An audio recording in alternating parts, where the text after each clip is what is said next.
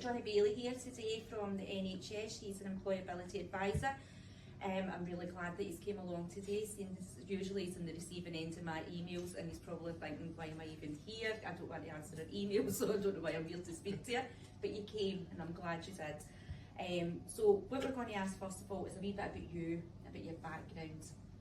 So my background's quite unusual in terms of the path I've kind of found into employability. So I left school at 16, went to be a professional footballer through in Edinburgh. I did, yeah.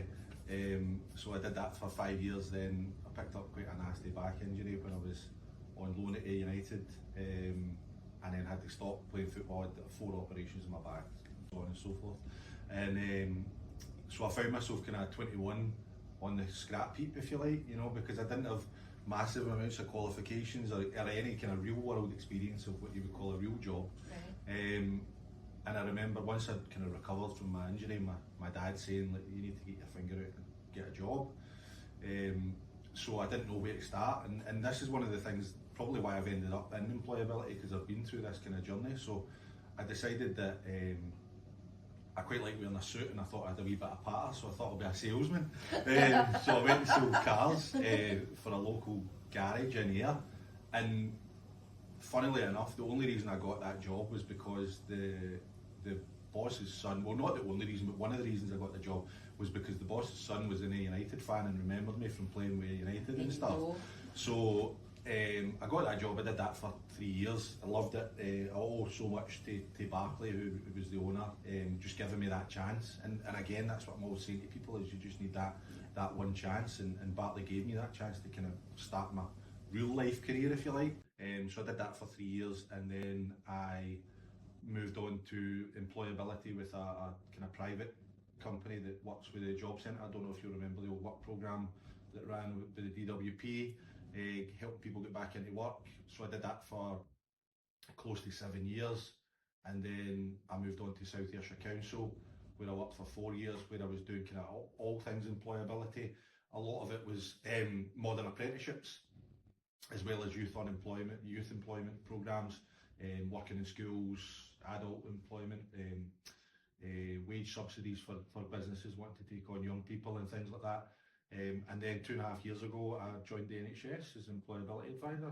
And I've been here ever since. Yeah. So it is quite an unusual journey, and like I said, there's a few kind of things that I try and get across when I'm talking to people about my journey, is how I kind of was at the bottom and just kind of started from scratch, and someone gave me a chance, and I've just kind of built on it from there. So it's something I try and get over to people when I'm talking to them about coming to work for us at NHS. Absolutely, it might take a wee while to find your niche, but if you don't look and try things, then you never really find out, really.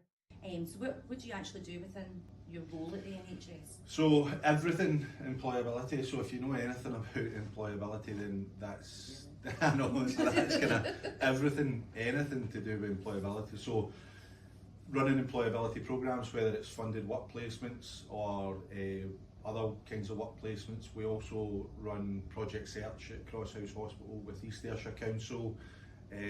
We've hosted events for the King's Trust with a group from the King's Trust in North Ayrshire in at Crosshouse last week. Modern apprenticeships as well. So we have kind of various modern apprenticeships, not as many as I would like, but we've got some modern apprenticeships that I'll be involved in as well. Attending careers fairs, jobs fairs that are arranged either by schools or by colleges or by the local authorities or by DWP.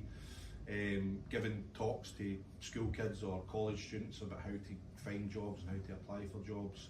Going into DWP to talk about the NHS as an employer, and anything else that you can think of that's related to do with employability. So absolutely everything that involves promoting the NHS and trying to get people into work for us. Yeah, I think most importantly, obviously, taking part in really cool podcasts. Absolutely, I forgot to mention. Well, this is the first one I've done, so probably the last as well. I'm not doing that again.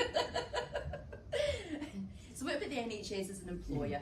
Obviously they employ you and you're quite happy when you're for 2.5 years. How would you recommend them to somebody that's thinking about going and looking at the NHS? I think it's a great employer, I really do, and that's me having been here for 2.5 years, and obviously having worked in the public sector and the private sector as well. So I think it's a really good employer in terms of the conditions, the pay is good, as you know, there's kind of pay uplifts every year, which is always a big selling point for people, because at the end of the day, people want to go to work and feel that they've been paid properly for what they're doing, and then also get the kind of security and the conditions in the NHS is really top class for that kind of thing. What I would also say is the development as well, and the opportunities from within the NHS once you're in it is good as well. There's always opportunity to apply for internal vacancies and kind of climb up the ladder as such. There's always loads of training courses running, development opportunities, and what I've always found is they've always been really supportive and wanting you to go and do that. You know, whether we've got some members of staff that are doing graduate apprenticeships, you know, and other ones that are doing in-house training and external training.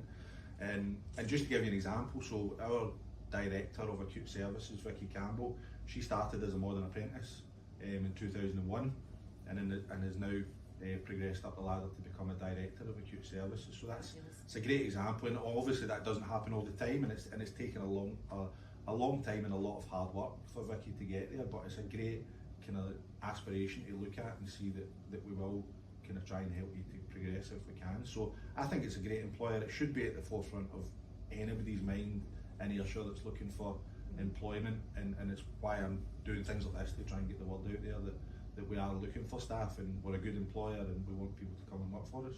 Absolutely. I mean, like Vicky obviously starting off going in like an entry level position and working her way up is fabulous. It really is. At the moment, we work for families that are encouraging some of our participants to apply for positions within the NHS. Can you tell us a wee bit about the application process and how that position will progress? Yeah, do you mean the particular funded work placements in general? So we were given a pot of funding from the 3 local authorities in Ayrshire. It's a kind of combined effort between South East and North to fund 9 places within our organisation. And it's great, we've managed to fill all 9 with parents from all 3 local areas, 3 in North, 3 in East and 3 in South, which is really good. And the good thing about it is the positions are quite varied as well. You know, some are doing administration, there's some coming in as a healthcare support worker within our X-ray department. They're working in all different areas of the hospital as well, and it'll give them a really good chance to get some real experience with working for the NHS.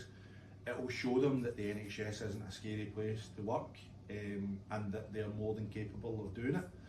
The feedback we had from the managers who did the interviews, we had 35 interviews over the course of the 2 days, and the feedback was so positive about the standard of person that was coming through. And it goes back to what I was saying right at the beginning. We just want to give opportunities to people, you know, and we made sure that we didn't go through the normal recruitment process that we would in terms of application and interview and things like that, because we wanted to present this as an opportunity. So I don't know if you've had feedback around the interviews from your particular client, but it was meant to be very informal, have a chat, find out about them, find out their motivations for working, why they want to come and work for us. And also, what I'm really pleased that we've done is we've been really accommodating in terms of the hours that the guys can work and the days that the guys can work as well. So we've tried to fit it as much round about the parents that are coming to work for us, and I think we've managed to do that, which is good. So I'm very hopeful that it will be a success, and then hopefully it can become a kind of rolling programme as we move forward. Where we're at just now, the guys are just going through recruitment checks at the minute, so that'll be like your PVGs and your disclosures, and then once they've come back and confirmed and everything's good to go, then we'll get them all started, and they'll be with us through to the end of March.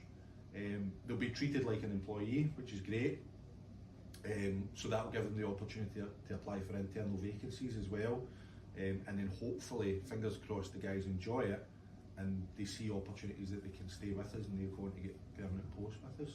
That's the end goal, is that they all stay with us. I'd love for all 9 candidates to stay with us. It'd be amazing. The feedback that we've had initially, obviously some of the candidates have came from We Work for Families. When we explained what was happening to the parents and told them about the positions that were available, I think they were a wee bit hesitant to apply for them because it was the NHS, and they tend to think that they were educated enough, or they had enough experience, or they were good enough to apply to the NHS. And I think having the interviews as informal as they were, let them relax into themselves, so they could actually come across as being a good candidate rather than a bag of nerves when they went in thinking it was this big, oh, it's the NHS and going to bits basically. So having that kind of informal, and if you really worked wonders with them, the people that we've got I know are absolutely delighted. They're so excited about moving forward, and we're just desperate to see, you know, when it gets to the end of their placement, where they're going to go after that. So I know. I tried to make even the job description. So you probably got the email that I sent on to Laura Laura Neal from North Ayrshire Council, just with the really basic job description, because I didn't want to overwhelm them, because I know for our job descriptions sometimes can be quite lengthy with all the kind of stuff that's in them. So I tried to trim that down, and I spoke to all the managers, and I just kind of said, look, what do you need these people to be? What do you need them to do? Give me the basics. And that's what I sent over. So that was the idea, was to try and put their minds at ease that you might look at this 3-page job description, but here's what we actually need, you know, like realistically, in order to get these guys to want to come and do it for us. So, definitely, I know they're chuffed to bits. What would you say to absolutely anybody that's thinking of applying for the NHS? Well, don't think you can. You know, you were just saying there about not being educated and experienced and stuff like that. There's so many. There's over 350 different types of job you can do within the NHS. We've got 12,000 staff, just around about 12,000 staff in Ayrshire. There's so many opportunities. There's so many things you can do that you don't need massive amounts of qualifications. We should be at the forefront of anybody's mind in Ayrshire that's looking for work. If you're looking for work in Ayrshire, we should be at the forefront of your mind in terms of applying for jobs with us. There's loads of different types of jobs available. There's loads of different hours available. You know, if you want to do part-time, you can even do bank work if you're looking to just kind of get your foot in the door as such. You know, so if you are thinking about it, then go on our website and apply. And probably as well, what I'm saying is, don't be put off by the job descriptions. So our jobs are arranged into bands, and the bands is the kind of salary level. I think if you're looking at someone that's maybe got lesser qualifications or experience, if it's a band 2 or a band 3 job, band 2 especially, those are the jobs that you can definitely apply for, you know. And then I suppose it's really just thinking about how your experience can transfer over from the job description, if that makes sense, you know, and just building on those transferable skills and getting them across in your application form. That is one thing that the majority of our participants have got, and they forget about all the time. They'll come to us and they'll say that they don't have experience in this, they don't have X, Y and Z. See, when we look at the transferable skills that people have got, it would actually blow your mind, the amount of things that they can do and have been doing for years without even thinking about it. But don't initially look at a job application and think, well, that's me.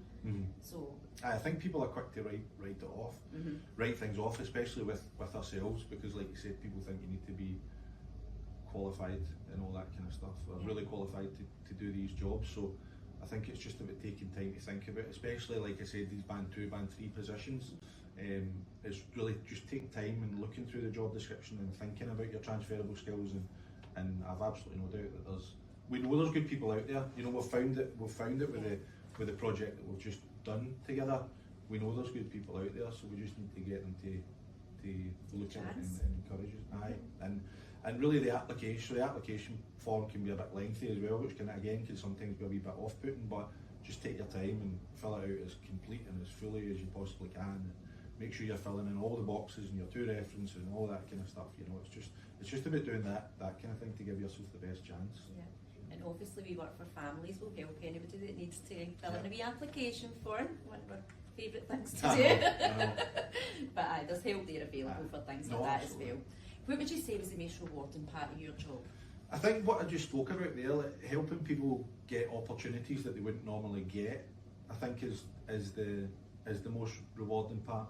Now, I don't know if any of these 9 candidates that are coming in would have got a job with the NHS under normal circumstances, but I'm sure a few of them wouldn't have. I don't think they'd even have applied. Probably. So that is definitely seeing these people coming in and hearing that they're so excited. You know, hearing the feedback that they're really excited and they can't believe it, and they're, you know what I mean, all that kind of thing. I wish we could have brought them in here today just to let you see their faces and just show you how excited they are, because every phone call or every conversation we have or every meeting that we have with them, they are over the moon. I mean, it really, it's not just a job, Yep. it's a big opportunity for them, and they're absolutely buzzing with it. Yeah. So I mean, you can't fault that, and I just hope that, like you said, this is going to be an ongoing thing, and we'll get the opportunity to get more parents involved with it. So, Yeah, so that, I'd say that's definitely the most rewarding part, is just opening up opportunities for people, and then looking kind of long term is trying to open up the NHS to providing even more opportunities than we're doing just now. You know, whether that's not just for parents, but whether that's for people with disabilities or people from ethnic minority backgrounds, and you know, refugees. You know, all these kind of things. Just it might sound like big plans, big delusions of grandeur, you know, but that's where I want. Like, that's where I'd love us to be, you know, and that's what I'm working towards. You know, that's I've got big plans for employability within the NHS, you know, and it'll take a lot of work, but I'm determined to kind of push it, because I want to expand opportunity for all these people within Ayrshire. absolutely, loads of employers always say that they're inclusive and things like that, but see, when you're actually working towards it the way you are, to make sure that you're inclusive and you're having all these different people coming in for different backgrounds, that's what we really need, especially in this area. But the active encouragement as well, I think, is something that needs to be done. I think we need to be actually telling people that they are good enough, they can do it.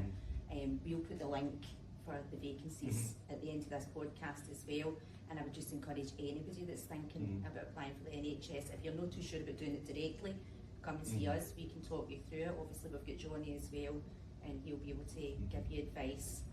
And that link, the NHS vacancy website, is the only place I would use to look for NHS jobs. I wouldn't rely on any of your other websites, your job boards and things like that.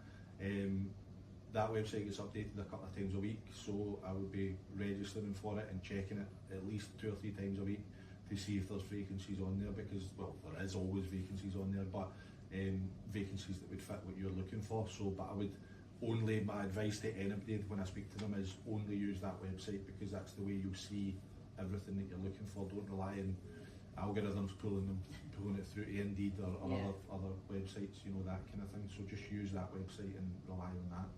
Brilliant. Okay.